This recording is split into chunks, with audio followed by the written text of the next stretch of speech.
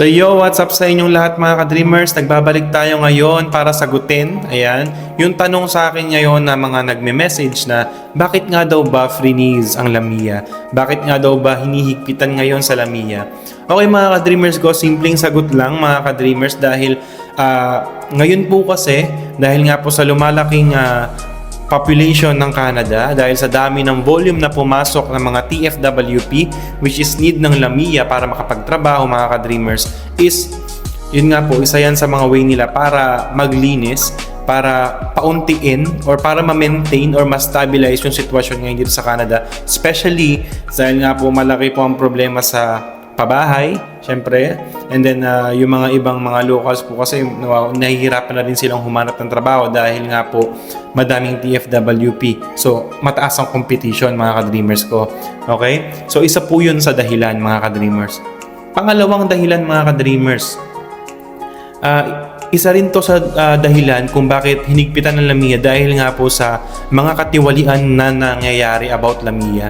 Dahil nga po marami po, okay, ang nagbebenta ng Lamia, okay? Which is illegal po yun mga ka-dreamers ko, which is hindi po yun allowed actually.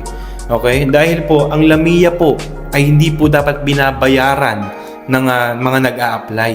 Okay? Ang nagbabayad po niyan is yung employer po. Libre po yan dapat mga ka-dreamers ko. Hindi po yan dapat binabayaran. So ayaw ng Canada na gamitin sa katiwalian mga ka-dreamers ko. Ang dami, halos talamak, okay? Sobrang ang taas pa ng price. So para sa akin mga ka-dreamers ko, hindi talaga yun okay. Kaya isa yan sa dahilan kung bakit nila freeze ang Lamia. Okay? So sa mga nagsasabing naka-freeze daw ba, hindi na daw ba talaga pwedeng kumuha ng Lamia or mawawala na daw ba talaga? Okay? Para sa akin mga ka-dreamers ko, hindi ko masagot kung mawawala na ba talaga. Okay? Pero yung mga employer dito sa Canada, pwede pa rin po silang manguha at least 10%. Okay? 10% po ng TFWP na para makakuha sila ng Lamia. Okay? And then, affected naman po kasi yung Lamia sa mga CMA ng Canada. Okay? Sa mga matataas ang higher rate, like 6% of population. Nabanggit ko po yan sa previous vlog ko, yung top 10 na CMA ng Canada, mga ka-dreamers ko. So, iyon, hintay-hintay lang tayo. Baka sakali, di ba? Laban lang tayo. So sa mga naka-tourist visa dyan, lakasan nyo yung loob nyo. Okay, huwag kayong mawalan ng pag-asa. Tigit sa lahat, magdasal kayo mga ka-dreamers ko. Okay? So yun lang. Ang payo ko lang sana is sa ngayon dahil talamak nga po yan and alam ko yung mga iba wala pang alam sa nangyayari dito sa Canada or yung mga outside Canada. Okay, yung mga nasa ibang mga bansa like syempre Pilipinas, yung mga ibang subok pa rin ng subok mag-apply ngayon sa Canada, pag-isipan nyo po munang mabuti. Okay? Itong video na to is para sa inyo dahil para mapag-isipan nyo dahil nga po ngayon po medyo mahirap yung sitwasyon ngayon dito. So kung pupunta kayo ng Canada, at least 1,000 times yung isipin, especially kung gagastos kayo. Okay?